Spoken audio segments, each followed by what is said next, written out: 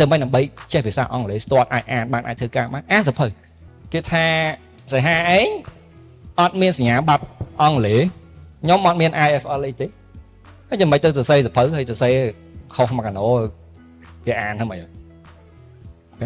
អញ្ចឹងអ្វីដែលជាដើមទុនដែលខ្ញុំអាចសរសេរសភៅនឹងបានគឺការចេញមកពីការដែលខ្ញុំអានសភៅដូចគ្នានៅទីនេះប្រហែលនេះដែលគិតថាខ្លួនឯងអត់សូវចេះអង់គ្លេសស្ទាត់ឬក៏ប្រើបានណាសូមលើកដៃខ្ពស់មើលច្រើនណាស់មែនទេអូខេខ្ញុំក៏ដូចគ្នា